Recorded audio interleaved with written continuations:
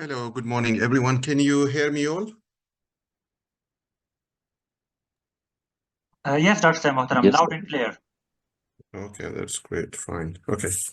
So my name is Ayub. I'm an emergency medicine consultant. I currently work in Ireland.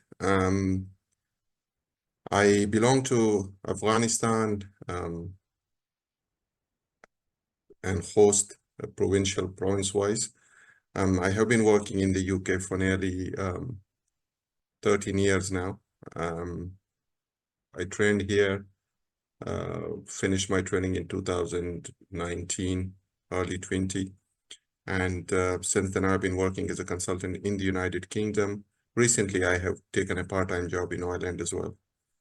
The purpose of today's talk is basically to just give you an idea of what the situation is in the UK job market and what you can do as a candidate to improve your chances of getting a job. This applies both to training and non-training jobs. Before I do that, do all of you understand English, or is there someone who doesn't understand English? So sometimes I may be able to speak some our hosti Pashto dialect as well.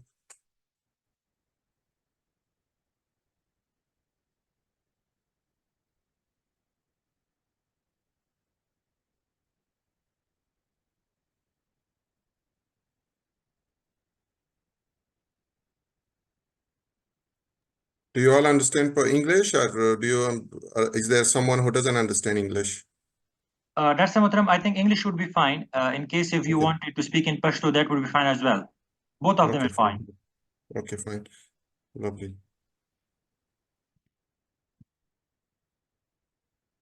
So the first question before, if you want to start working as a registered medical practitioner or an RMP in any country, in any part of the world, the first thing you need to do is to get registration with the licensing authority there. In the case of the UK, that is the General Medical Council. So in order to work in the United Kingdom, you need to have a practicing license with the GMC. So the GMC gives two types of licenses.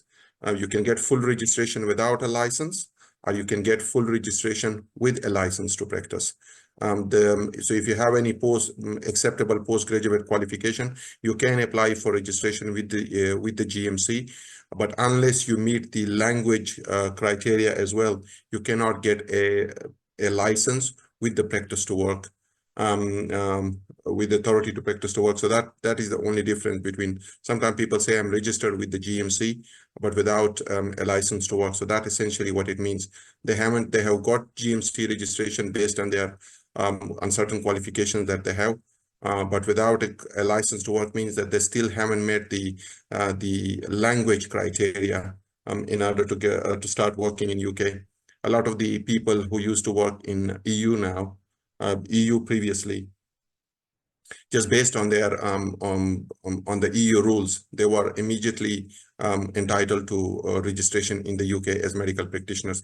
However, without meeting the language criteria, they were, especially towards the later part of the last decade, they were not allowed to work without passing either IELTS or more recently OET.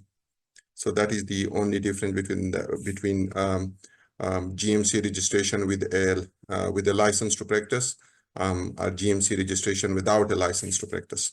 Now, coming to registration itself, there are 4 ways of getting registered with the GMC. First, the standard one, which a lot of the fresh medical graduates do, is Professional and Linguistic Assessment Board, which is PLAB. A lot of people will do that, especially fresh graduates who don't have any other qualifications and whose primary medical qualification is not accepted in UK, which is the case for almost all non-UK graduates. So the UK does not accept any overseas primary medical qualifications. So if you have a primary medical qualification from any other country, you must take the Professional and Linguistic Assessment Board in order to get registered in the UK. It had 2 parts, PLEB 1 and PLEB 2. That has been going on for quite some time. Recently, I think they're now going to change it into UKMLE, which is United Kingdom Medical Licensing Exam. When that is, I think probably this is the The last cohort is sitting in October this year. So most likely we are looking at UKMLE from the beginning of next year. I think the last exam is last PLEB exam is scheduled somewhere in the last quarter of this year. But that is one route. So if you have if you are a fresh medical graduate, you want to come and work in the UK, you must pass the Professional and Linguistic Assessment Board, or the PLEB exam as it's called generally, to work in the UK. The other route that you have, if you're an experienced medical practitioner and you have some UK postgraduate qualifications, then again you can come and work in UK. So the UK has different royal colleges. There is the Royal College of Physicians, Royal College of Surgeons, Royal College of Anesthetists, Royal College of Emergency Medicine, Royal College of Radiologists. So there are also there were different types of, similarly, pathology and all other specialties. So if you have any postgraduate medical qualification from any of the UK Royal Colleges, again, that entitles you to get yourself registered with the GMC. But as I said previously, for the professional and linguistic assessment, for the PLEB, you need English prior to registering for the test. So over there, you can probably go ahead, unless you've taken quite a long time to pass the exam, you will still have a valid IELTS or OET. So you can go ahead and get registered.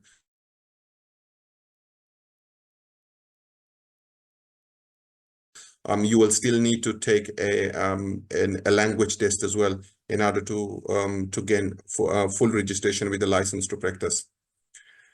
The third one is, in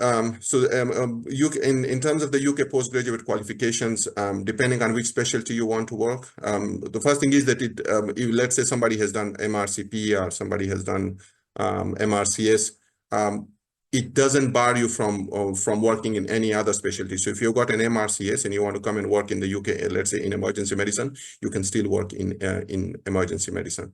So the qualification will give you the registration. Which specialty you want to work, that's entirely up to you. But obviously, when you apply for jobs, the employers will take your prior experience into account before offering you a job. So that is something to take into account. But otherwise, once you get GMC registration, GMC does not restrict you to working in just the specialty in which you have been working previously, so that you can work in any specialty anywhere in the UK as long as you get a job offer. The other way to get registered in the UK is the acceptable overseas postgraduate qualifications. So we talked about the postgraduate UK medical qualification, and that the overseas postgraduate qualification. This is generally, I think, from developing countries, but only 2 or 3 countries really, whose postgraduate, only a limited number of postgraduate qualifications countries which are accepted. In our context, for Afghans, I think it was mainly Pakistani qualifications that were previously accepted, but I think now they have been removed. So they used to accept FCPS in anesthesia if you had it after 1999 or something. And similarly, at some point, they did used to accept FCPS medicine as well. But I think now both of them have been removed. If you have any masters, I think use a letter from your employer confirming your language proficiency as an alternative to English language test results like IELTS or OET. So if you have a letter from your employer confirming your English language proficiency, you can use that to bypass the test requirement. Similarly, if you've done any masters, let's say you've done a master's in UK or in any English-speaking country, you can get a letter from. But for that, you would obviously take because you cannot get an admission without IELTS. But if your IELTS, let's say, has expired, and if you get a letter from your university or that you are proficient in English, again, you can use that as evidence to bypass the IELTS or OET requirement. Next is the the job market. So in UK, you can apply for two sorts of jobs. Obviously, the UK doesn't have many private hospitals. There are a very limited number of private hospitals, which essentially provide inpatient services only. So they don't provide outpatient services, or very limited outpatient services, but they do not provide things like A&E. There's no private A&E in the UK. I think only a few urgent treatment centers. We see a very limited number of cases and types of presentations as well. So it's mainly the NHS, the public sector, which provides, and I think NHS is the biggest employer in the world in terms, because I don't know how many, they spend like $36 billion a year on health. So the NHS is really your main employer in the UK in the health sector. But it doesn't mean sometimes you can get RMO jobs, which are advertised on different websites. So it's good if you're struggling to find a job in the NHS, it's good to look for RMO jobs. So you can just Google them, RMO jobs in UK, and there are various websites, which will help you with that. You can search for them on Indeed UK, you can search for them there. I just Google up RMO jobs in UK, and sometimes it will take you directly to the employer's website. Another way is obviously to get registered with an agency and get yourself registered on LinkedIn if you are GMC registered. So get yourself registered on LinkedIn. You will find these posts sometimes being advertised on LinkedIn, and you can apply from there. Also, you can share your CV with some of the recruiters, private recruiters. They help, but beware that they are predatory. They will sell you off. So you have to negotiate with them, because all they are interested in is placing you in a job, because they get money for that. They don't care what sort of job, or whether the job is a desirable one or an undesirable one, or whether they are making you the right offer or not. They don't care about that. As long as they can place you, they will get their share of the money for putting you in a job. Obviously, they don't charge you, and you should never pay them anything. They get their money from the employer. In the NHS, then you comes to two types of jobs you have in the NHS. You have got training jobs and you've got non-training jobs. The training jobs, you can apply for them from any part of the world. So that is important. You can apply for the training jobs, you can apply from any part of the world, as long as you meet their essential criteria. So when you go to mostly these jobs are advertised on Oriel. Oriel is a website, Oriel UK. If you go to Oriel and search for training jobs there, it will give you what training jobs are available at that particular time. But generally, they advertise it usually twice a year. Recently it's changed. Previously it used to be 3-4 times a year, but now it's generally twice a year, because now training slots are filled. So like this year, I think Scotland has filled all their GP training posts in round 1. So it's very unlikely that they would come into round 2 unless something's become available, filled posts which were filled at the time when the advertisement was made. But later on, people can finish their training or completed their training, and the posts have become vacant. So they might come into round 2. But otherwise, all the posts that were advertised in round 1 have been filled up. So they won't be coming into round 2. So training posts, you can apply for them through Oriel. So keep looking for them. Usually, as I said, advertised twice a year. I think the application window starts somewhere late November to December for round 1. So that's the main round. That's where you must apply, because that's where the bulk, 99% of the jobs will come there. If you are interested in a training post, you should apply from there. But for that, it is important that you have full GMC registration with a license to practice, because without that, you cannot apply for those posts. For the GP training posts, you can take the, I will come to that a bit later as well, the multi-speciality recruitment assessment test, which is a test that you must take. You can apply from overseas and come and directly start a UK training job. In the other specialties, it's probably a bit more difficult. Because you have to appear in interviews, and in the interviews, they do insist on having some UK experience. Although technically you can apply, but the chances of getting a job are relatively small. We've got 10 minutes left. Let's go there. Now, what are the sort of things that you need to look for when applying for training jobs? So you need to read their personal specification requirements. Over there, it shows what are the must-haves. So there are certain things that there are minimal criteria that you must meet. Those are called the essential criteria. Without meeting the essential criteria, that is like primary medical qualification, GMC registration, language requirements, without meeting and having completed a foundation program or a house job, that as we call it in Pakistan or in some other countries, without that you cannot apply for a training job. So those are essential criteria. So you must meet the essential criteria, and then it comes to the desirable criteria, or other things which will help with your job application.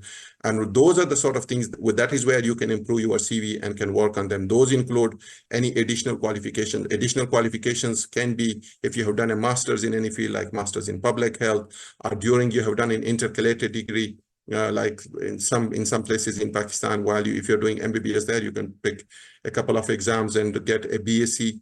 So that is additional qualification. And that will give you marks when you apply. So they rank candidates based on marks.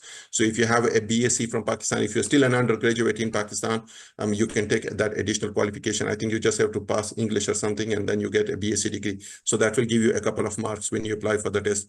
Then it comes to postgraduate qualifications. If you have any postgraduate qualification, whether you got an FCPS or whether you got an MG, or whether you have an MRCP or an MRChem or an MRCS, whatever you have, those are postgraduate qualifications. And from any country, any part of the world, they will give you marks.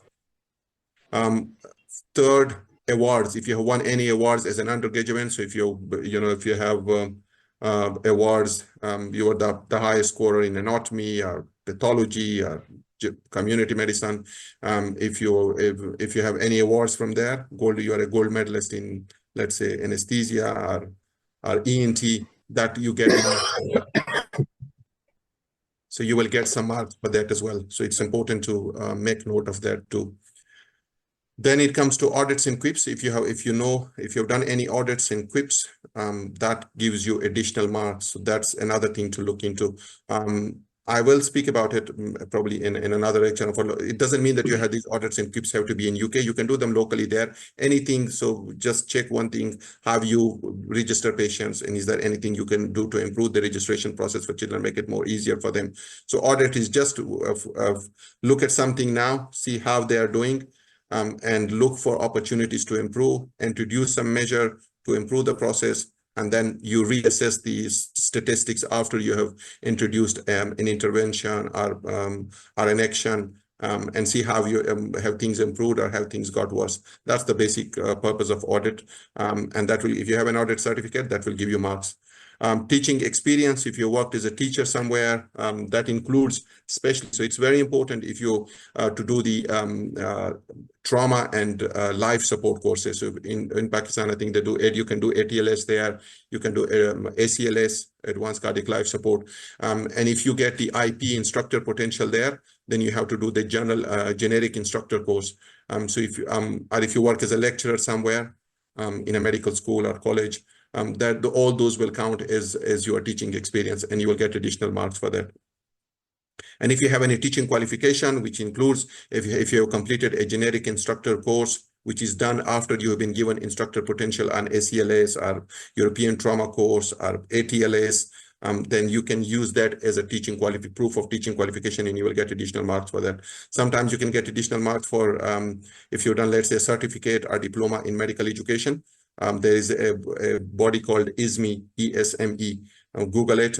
You can get a diploma from them in 2 or 3 months. It's very cheap. They don't cost that much, and you can get a certificate that will, if you put it on your CV, that will improve your CV, and also it will give you marks when you're applying for certain training programs in the UK. You can do poster presentations. Poster presentations again will help you if you've done it, whether in a national program or internationally. If you have presented a poster somewhere, you will get marks for that. These things are more important when you're applying for the training post. For the non-training posts, it is good to have them, but sometimes they may not pay these things as much attention as your actual experience, because those guys are more interested in filling a service post. Whereas for training jobs, they do look for these things, and you get actual marks for that, and that affects your ranking. Again, national and international presentations. If you've done a talk, you have presented something either nationally, locally, or internationally, and if you have certificates of participation, it's important to highlight that and include it in your training application, because you will get additional marks for that.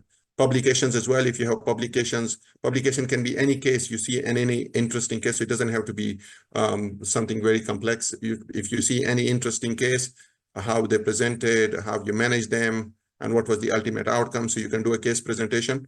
If you do a case publication, again, you will get full marks for that, as long as you are the first author.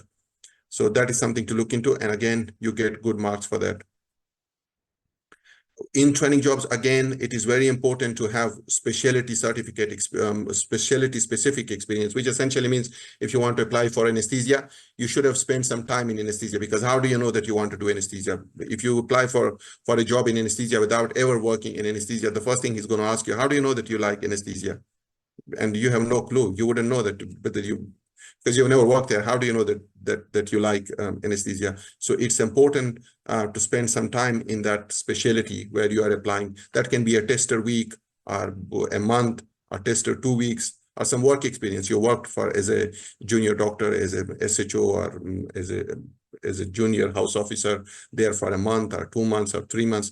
And obviously then you can justify that I worked there for 3 months and I really liked it. And that's why I decided to apply for this post. So you do need to get that experience. So you can spend, whether it's a week-long experience or 2 weeks, especially if you get 2 or 3 weeks, 1 week in one hospital and 2 weeks in another hospital, then you can use that as evidence that you are interested in that specialty, and that's why you had applied.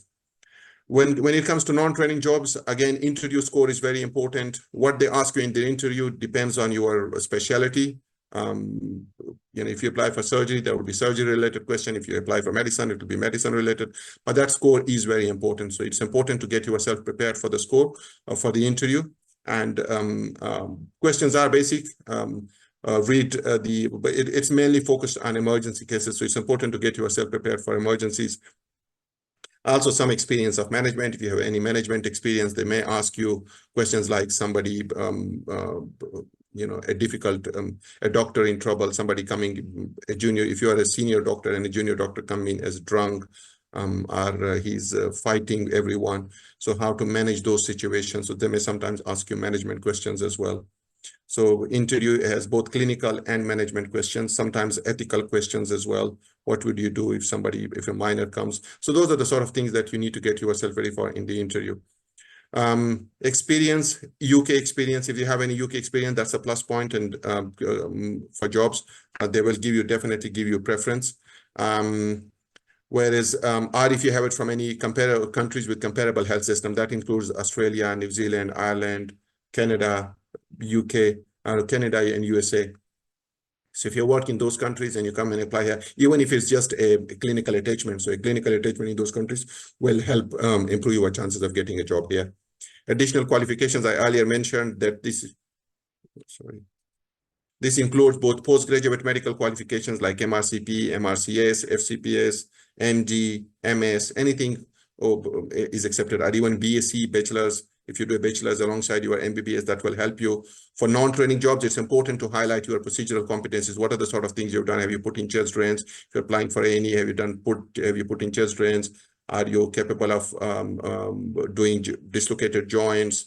Are you putting in central lines, peripheral lines, cannulas? Are you able to do an ABG, VBG? Those are the sort of basic stuff that you need to highlight. And whether you have you can run cardiac arrest scenarios, trauma scenarios. So do mention your procedural competencies of what are the sort of things you can do. I mentioned earlier audits. Audits are important in non-training jobs as well. If you've done any audit or quality improvement projects, then which is what QIP stands for, is quality improvement project. So if you have done any quality improvement project, again, that will help you. Teaching experience, which I mentioned earlier, is again something that they will pay attention to even in non-training jobs. So if you have completed a generic instructor course, or you are an instructor on the trauma or life support courses, or you've got instructor about the teaching experience and teaching qualifications. So any experience, teaching experience will be helpful. If again, as I said, if you've done any local even in departmental presentations, if you've done a presentation in your department, get a certificate for that. If you have presented in any local bodies, presentation in any local meetings or gatherings held by local bodies, that will help as well. So get certificates for those presentations or lectures or talks that you have done, because that will count as teaching experience. If you're working as a lecturer or demonstrator in a medical college, again, that will help. It doesn't matter where the college is, as long as you have a certificate, you will get marks for that. But that is more for the training jobs. For the non-training job, as long as you show that you have some teaching or training experience, it should work. Especially in the context of UK, it's important. So if you are a candidate now and you haven't done ACLS or ATLS, it is something that you must do now. These are available in Pakistan. You can do them in Gulf countries as well. So they're held in Dubai, in India. So wherever you can do it, it's important to do those courses because they will increase your chances of getting a job in UK. If you're applying for surgery and you haven't done an ATLS, in the UK, if you are an SHO or a registrar in general surgery, you will be expected to take part in trauma calls. So if you are taking a trauma call, are one of the participants in a trauma call where you are supposed to see a patient with major trauma, you should have done an ATLS course. So it is important to get those courses done. They don't cost that much. And also prepare yourself well. If you have good experience, if you prepare well, then you can potentially get the instructor potential. If you have an instructor potential, then you can do the generic instructor course. So that's one of the prerequisites for generic instructor course. And the GIC, which I have mentioned up there, is a 2-day course. If you have an instructor potential on any of these 2 courses, then you can get registered for the generic instructor course, and you can get that. And you can then use that as a teaching qualification, because you are then teaching on the advanced life support or advanced trauma life support courses, and that will give you additional marks. You will also need to have good reference letters. So if you have, especially for the non-training posts, you need to have reference letter from at least, some ask for 2, some for 3. So reference letters are important as well. I think that pretty much sums up everything that I had to share today. So if you have any questions now, or if you didn't understand it, or you want me to explain something in Pashto, just ask me a question here.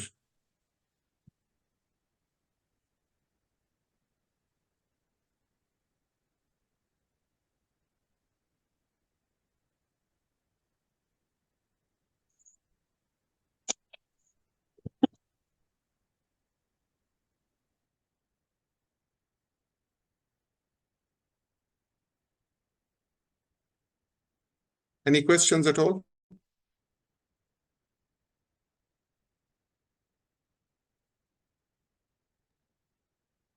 Hello, Assalamu alaikum, Dr. Ayub Salda. Alhamdulillah, wa alaikum assalam. Dr. Dara to چې همدغه کوم پاتویز چې دي دغه ډینټل لپاره همدغه اپلای کیږي که هغې کې د کې لږ فرق شته؟ Now, dental wala pathways differently. Dental pathways are different. The ORE is different from and the GDC General Dental Council. Their pathways are different from medical ones.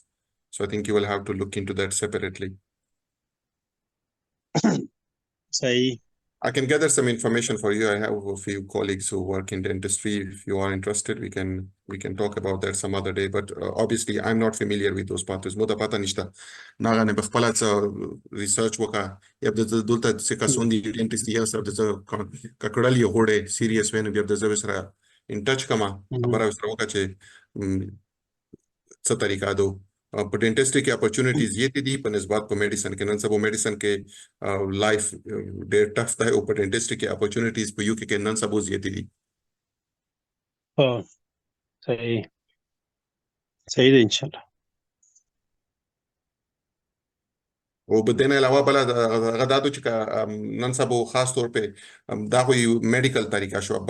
نان میډیکل طریقه دا ده چې یو کې تر خامخا یو کې هغه تا غوړي یو خو دا چې ماستر هغه چې تا ماستر پروګرام ته دلته اپلای وکوي چې پیسې د سراوي افورد کوای شو نو ماسترز ته اپلای وکړي زونینر ورسه وي د زینه بیا آیرلند ته ورشي آیرلند کې نن سبا افغانیونو ته اسالم ډیر په اسانۍ سره ورکوي نو د دې ته ورشي د زینه په اسانۍ سره ناردرن آیرلند ته وخت شي ناردرن آیرلند از پارت اف یو کې ناردرن آیرلند او ریپبلیک اف آیرلند په مانس کې بارډر نشته نو چې ناردرن آیرلند ته وروړي په خالي طرف ته وروړه او ته زون ريجستر کړه از ان اسالم سیکر یو کې کوم اسالم سیکر نن سبا ډیر بد حالات خو چې دا د چروشه یلته او د زینه زون آیرلند ته ورسوي آیرلند کې within months هغه د اسالم د ایکسپټ کیږي او دن ولته بیا جاب کړل اپورتونټیز ډېر دي او په میډیکل فیلډ کې جابز ډېر دي او دا بل خبره ده چې کتو سره کیم کسونه ام ار سی پی کړی وي یا ام ار سی ایس یې کړی وي نو هغه بجای دی چې یو کې خالي جی ام سی سره رجسټریشن کوي یا غسر رجسټریشن ته اپلای وکړي آی ام سی سره آیرش میډیکل کونسل په آیرلند کې جاب اپورتونټیز ډېر دي او سیلریز ښه دي یو کې په نسبت سیلریز په آیرلند کې ښه دي صحیح مو خو انټرویو شوی د لمریک یونیورسيټي ولا سره نو هغه په د سپټمبر انټیک کې ان شاء الله غدا کوشش مې ده چې هغه ته کډه رضوي چې زبردست به تاسو اپلای کوئ زنینا روبوټي ځکه چې افغانستان خو نن سبا داسې حالات دي چې ولته نن سبا یې سدال او په مشخص طور په مشمون استراوال او ایجوکیټ کول او دا ناممکنه خبره بریخي ولا مشکله د خو د وزارت یو پاتر کېږي نو ډېر مشکلات دي کې ډېر په ټول بنا کې یو وزیر صاحب چې دا د سیاحت مې غالک داسې دا چې مسلکی دا هغه خپل هم سار ته نه ټکوي نو ډېر مشکلات دي ولا یو مسله ډېر دي په افغانستان کې چې څومره بنار وتا شوی یې څومره زر نه وتا شوی هغه خبره د افغانستان په ماسه خپل وطن دی څوک د نوړای نشي چې کله حالات کشي خپل واپس ورسوي او چې څه پر حالات خراب وي او بچونو سبق نشي یلای تعلیم نشي کړای په داسې حالات کې خو ولته ټیم ته راول ډېر ګرونه خبره ده صحیح شو ډاکټر مننه بل څه غلري خو ودی Dr. Bayub, I want to ask a few questions, sir. Yeah. First of all, sir, I wanted to say most of us are, practicing in Pakistani medical system. So here there is no proper system for QIPs and research and publications. So most of us are lacking in this regards as well. To be honest, sir, in here in Pakistan, most of the people make their research through money, fake researches. And obviously a lot of people are discouraging us from making such researches.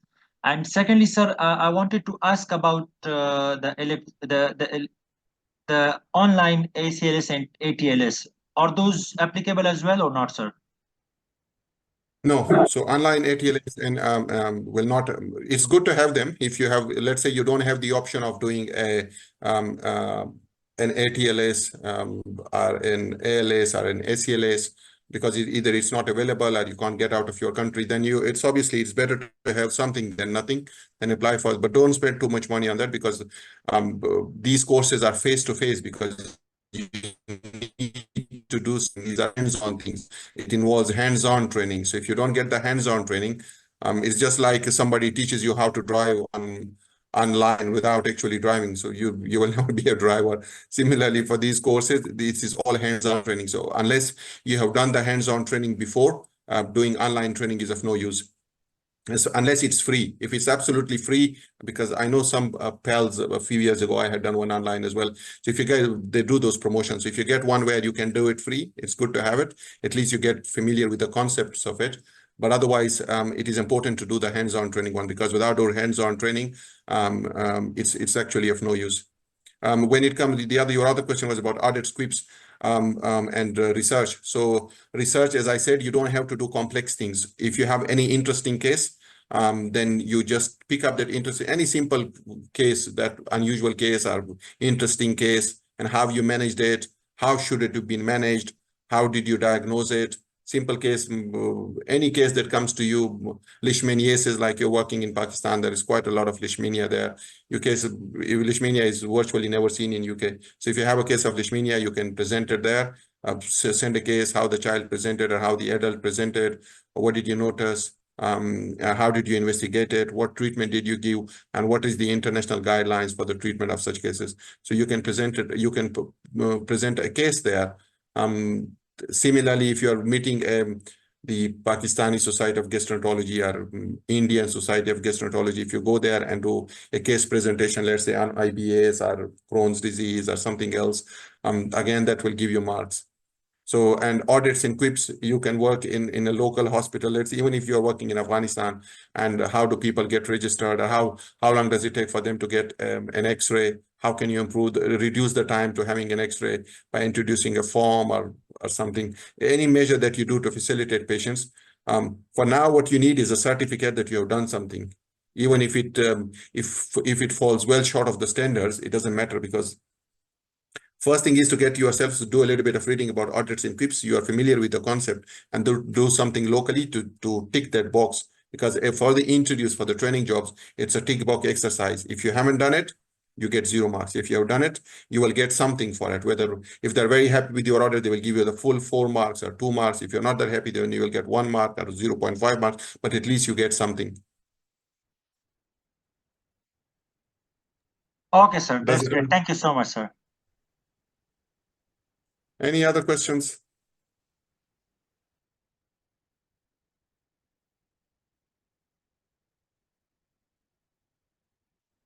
Okay, so I think we will end it there. In future, hopefully, we will do it on some of these individual topics like audits, how to do audits, or you know, introduce questions. How do you prepare yourself for interview? Or how do you prepare yourself for the GP training scheme? So, and I will get other colleagues involved as well who are GPs, and then they will do the talks. It's something hopefully we will continue in the future. If you have any suggestions, anything that you guys want to, to have a talk about, then please share that on the group, and then we can look into that as well. Sure, Dr. Savi. Inshallah, we will share it on the group. Thank you so much for your time, sir. Okay, Thank you no for this problem at all. brilliant Thank lecture. you. Thanks. Thank you. Thanks. Bye-bye.